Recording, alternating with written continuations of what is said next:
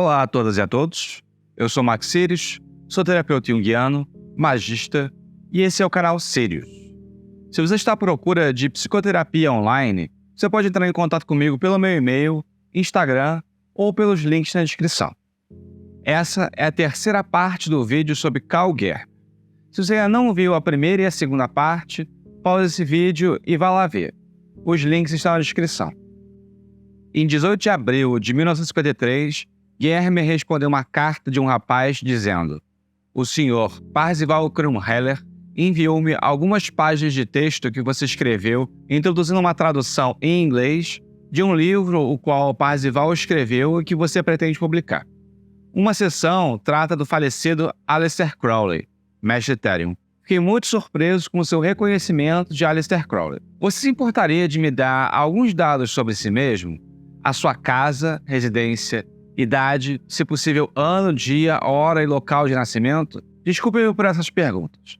Quanto mais rápido chegarmos a conhecer um ao outro, mais rápido podemos avançar." O destino dessa carta era o Brasil e o jovem era Marcelo Ramos Mota. Mota tinha se juntado à Fraternitas Rosacruciana Antiqua, no Rio de Janeiro, em 19 de agosto de 1948. Alguns anos depois, ele encontrou uma biografia sobre Aleister Crowley escrita por John Simmons e ficou fascinado. Aproveitando que pretendia fazer uma viagem à Europa e sob o conselho do seu supervisor na FRA, Hernani de Paula, em 1953, ele esticou a viagem até a Alemanha para conhecer Parzival Krumheller, filho de Arnold Krumheller, fundador da FRA.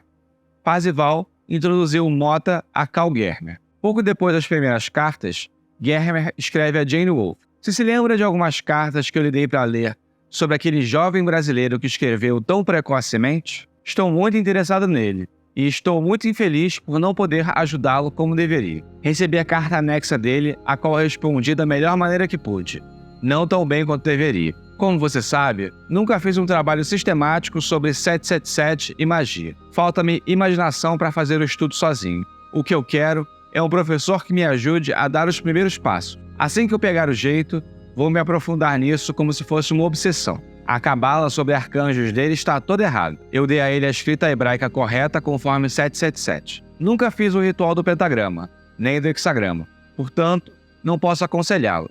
Se você tiver algum comentário a fazer, faça-o e devolva a carta." Em agosto de 1953, Mota visitou Germer e foi aceito como seu probacionista na Astrum Argentum, assumindo o moto de adjunvo e fundando a linhagem Germer-Mota, ou Saturnus Adjunvo. Durante a década de 50, no esforço de publicar material de Crowley, Germer comprou uma máquina de fotolitos e os membros da OTO na Califórnia, como Phyllis Sackler, empreenderam no trabalho de digitar livros como Visão e a Voz em moldes de plástico usados na máquina.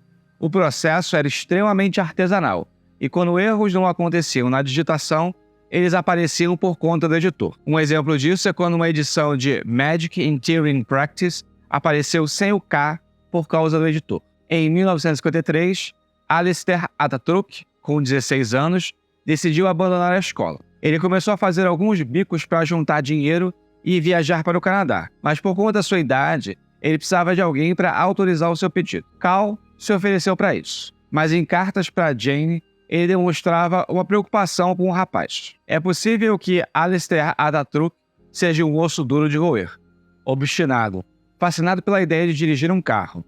Vir para a Califórnia, que para os europeus soa como um país de contos de fadas, e ser capaz de viver da gordura da terra com americanos ricos servindo. Se ele viesse para cá e fosse trabalhar em uma cozinha, sem ninguém em condições de lhe facilitar o caminho, ele continuaria sendo um lavador de pratos e empregos assim, especialmente como estrangeiro com forte sotaque escocês. Eu ainda adoraria tê-lo aqui, mas vou esperar e primeiro ver mais desenvolvimentos e notícias de sua mãe." Em 1953, Germer estava muito decepcionado com o comportamento de McMurtry, avaliando como alguém que tinha muito potencial, mas que estava desperdiçando, chegando a chamar Grade em cartas de menos, em oposição a alguém que viria para somar na ordem. Em 9 de agosto de 1953, Germer escreveu a Jane Wolfe dizendo: "Se eu autorizasse o registro da ordem, teria que ser uma ordem real, na qual os deveres vêm em primeiro lugar, os privilégios muito depois. O que havia de tão questionável no manejo da loja Agape, a todas as pessoas sérias que denunciaram a C, bem como as autoridades do FBI e similares, foi que era exatamente o oposto. Nenhuma dessas pessoas é de status positivo, no contexto da ordem, e não tem direitos ou privilégios. Quando Grady veio para cá, ele se considerava um coproprietário, se comportava de maneira no mínimo estranha, para dizer o mínimo. Ordenou que Sasha saísse do quarto, pois queria fazer medições. Mostrou total desrespeito às formas comuns de tato como convidado da casa de Sasha, que ele era. À medida que Cal organizava os arquivos e documentos da OTO, ele precisava de ajuda especializada para algumas coisas, e pediu a ajuda de Jane Wolfe. Jane chegou em Nova York em 20 de outubro de 1953 e ficou hospedada na casa de Germer por um mês. Ao fim da estadia, Germer escreveu a Jane: "Eu gostaria de poder invocar a bênção sobre você. Você é muito querida. Merece a bênção 1000 vezes." Em uma carta de 1955 para Wolfe, ele diz: "Façamos todos o pouco que cada um é capaz de fazer nas condições atuais. Essa é a grande obra. A C é uma mina de super-urânio, que exigirá 100.000 mentes para explorar, catalogar, imprimir, etc., durante as próximas centenas de anos. Tudo o que temos que fazer, cada um por si, é avançar e fazer a sua pequena parte." Em 1955, Kenneth Grant publicou um manifesto sobre a OTO e isso o colocou em rota de colisão com Germer. Alguns dizem que nesse manifesto, Grant se proclamava líder da OTO, mas eu ainda não pude confirmar essa informação. Independente do que tenha sido, Germer repudiou o manifesto e, em 20 de julho de 1955, expulsou Grant da Ordem do Temple Orientes. Notificação de expulsão. Você está notificado de que a pequena e limitada autoridade que lhe dei certa vez para estabelecer um acampamento da OTO no Vale de Londres está retirado, e eu expulso você formalmente como membro da Ordem do Temple Oriente. No final de setembro de 1955, Alistair Ataturk, filho de Aleister Crowley, chegou à casa dos Germer em Hamptons. Germer descreveu como um bom menino, 1,83 m, capaz de virar a cabeça das meninas, egocêntrico ao que parece e com falta de concentração, ansioso para conseguir um emprego. Acho melhor em hotéis. Vou mantê-lo aqui para ajudá-lo a dirigir. Germer considerou deixar Ataturk aos cuidados de Felicek. Ele explica: "Veja, eu também tenho Alistair no coração. Ele precisa de educação e treinamento mental. Ele mal consegue ler ou escrever corretamente. Tropeça nas palavras mais simples do inglês. Ele estava na melhor e cara escola da Escócia, mas isso não o ajudou em nada, exceto lhe deu uma moral elevada e, devo dizer, treinamento mágico. Ele nasceu na Escócia. Com cerca de 3 anos de idade, sua mãe o levou para a Suíça por um breve período, depois para Jerusalém, e de lá para o Egito, onde aprendeu a viver e a falar árabe. Isso foi durante a guerra. No final da guerra, de volta à Inglaterra, esteve muito doente durante anos, pneumonia, mastodite e outras coisas. Ele perdeu o ensino fundamental nos anos vitais e nunca conseguiu ler, soletrar, vocabulário, etc. É simplesmente trágico. Em certas coisas, ele está mais velho do que a sua idade. Quando se trata de leitura ou escrita, e particularmente de ortografia, geografia, história, etc., ele é como um selvagem. Meu sonho tem sido que, se ele viver com seus filhos brilhantes, sua vaidade, ambição e seu acesso aos livros escolares permitiriam que ele se atualizasse, forçando-o a se concentrar em melhorar e enfrentar um desafio. Se ele quisesse e pudesse aceitar um emprego, não importa o que fosse, ajudar com as despesas, morar na sua casa, ele poderia recuperar em 6 meses o que perdeu em 6 anos. Ele dirige bem, eu cuidei disso. E quando partirmos daqui para a Califórnia, mais de 3.000 quilômetros do trajeto terão que ser feitos por ele. Eventualmente, Germer mudou de ideia. Desde 1952, Germer vinha tentando vender a sua casa em Hamptons e se mudar para a Califórnia, para estabelecer um quartel-general da OTO lá. Mas por uma série de problemas econômicos e burocráticos, ele só conseguiu fazer isso em maio de 1956. Nesse mesmo ano, Germer pediu a Mota que o visitasse em Barstow, na Califórnia, onde estava morando com Errol e Jean Chivonen, membros da OTO. E lá, Mota recebeu de Germer o grau 9 da OTO e também teve acesso a documentos que estavam com Germer sobre os rituais e manuscritos, inclusive a perdida Constituição da OTO. Segundo Mota, Essa ação de Germer deixou Mota um pouco confuso. Se ele, Marcelo, estava tão focado na AA, por que de repente ele teria recebido algo que parecia ser um alto grau da OTO? E em 15 de janeiro de 1957, Mota se encontrou novamente com Germer e junto dele visitaram Phyllis Sackler, em Livermore, e depois Jane Wolfe, na residência em que Wolfe estava, além de terem visitado Grady McMurtry em Berkeley. Na semana seguinte, Phyllis Sackler levou suas filhas e Marcelo até Big Basin em Redwoods. Nessa mesma viagem, Germer apresentou Mota também a outros membros da OTO, como Gabriel Montenegro, Ray e Mildred Burlingame, Wilfred Smith e Ellen Parsons Smith. Em outubro de 1957, Germer se mudou finalmente para sua casa permanente em West Point, Califórnia. Nessa época, uma telemita chamada Mika Aldrich, membro da OTO, ia começar um empreendimento de mineração e Cal ficou empolgado em relação a isso, pensando que a mina poderia resolver os problemas financeiros de Telemann. Ele investiu o dinheiro que tinha. Alistair Ataturk foi enviado para ficar com Mika e realizar pequenos serviços. Germer conta em carta sobre o filho da besta. Resultado: ele se comportou mal de uma maneira tão terrível que foi finalmente e para sempre expulso. Ele rouba, mente, destrói, pode muito bem ser de forma voluntária e desenfreada, máquinas valiosas. De modo que tudo teve que ser trancado na presença dele. Sua ficha corrida é Hamptons, 6 meses. Sasha não quer vê-lo novamente em sua vida. Joe Crombie, que despejou seu dinheiro e sangue para ajudá-lo em Newark, Nova Jersey, nunca mais. Ele deve ter feito algo terrível para produzir esse efeito. Ele nunca me disse o que foi. Paul Milliken, que lhe deu um emprego bem remunerado em seu escritório, enojado por ter telefonado dissimuladamente, Ray e Mildred deram-lhe abrigo, comida, mesada e amor. Eles se recusam a deixá-lo voltar para sua casa. Eu só vejo uma solução: que o seu SAG o pegue pela mão. Ele tem uma boa sensibilidade e pode ouvir a sua voz. Se ele seguir isso, talvez as coisas se resolvam. Eventualmente, Cal levou uma volta de Mika em relação ao dinheiro investido na mina e perdeu tudo. Eles tentaram levar Ataturk até o alistamento militar, mas ele foi dispensado por um problema no pé. Você pode saber mais detalhes sobre a história da Jane Wolfe nos meus vídeos sobre ela. Os links estão na descrição. Com a mudança de Germer para a Califórnia, Jane queria deixar o asilo onde estava e ir morar com Cal. Para Phyllis, Germer escreveu: "O importante é Jane. Ela está muito impaciente para ser tirada deste lar, onde ela está quase presa. Ela anseia e precisa de amor e amigos ao seu redor. Eu prometi a ela que iria acelerar a nossa mudança o tanto quanto possível. Agora eu vou dizer a ela, se possível hoje, que ela será levada embora em 15 de outubro. Eles combinaram que Jane ficaria com Phyllis alguns dias em São José e depois ela levaria Jane até West Point. Jane estava com problemas de cognição por sequelas de um derrame e tinha tendências a sair andando e se perder. Em outros momentos, ter lucidez e conversar normalmente. Em 15 de dezembro, Cal desabafa para Phyllis: "Jane está se tornando um caso sério e talvez eu tenha que pensar em colocá-la em uma instituição. Quinta-feira passada foi um caso particularmente grave. Tive que dirigir até o correio e a farmácia para comprar remédios para Jane. Sasha estava tomando banho. Quando cheguei em casa, ao meio-dia, ela havia desaparecido. Pouco antes de sair, eu conversei com ela. Procuramos por todo lugar.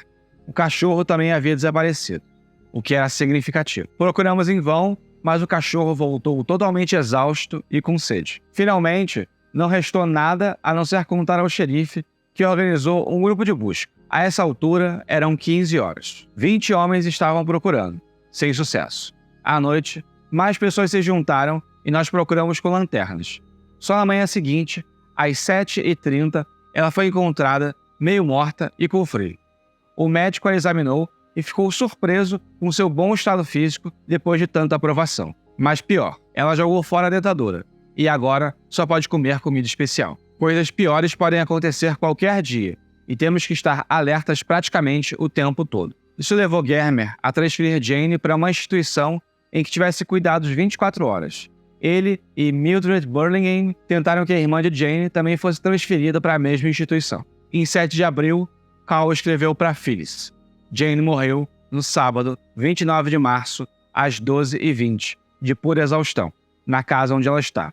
Todos nós consideramos isso uma grande bênção para ela, já que a sua vida se tornou uma tortura contínua ultimamente, e ela me expressou várias vezes que desejava o fim. Ela foi cremada. Em fevereiro de 1958, Grace McMurtry escreveu a Germer sobre a intenção de fundar um núcleo de trabalho. Germer pareceu cético a respeito disso. Em 2 de dezembro de 1959, Germer escreveu a McMurtry dizendo: "Eu lhe contei que 666 conversou comigo para mantê-lo em uma posição de destaque na ordem. Eu estava muito disposto a aceitar isso.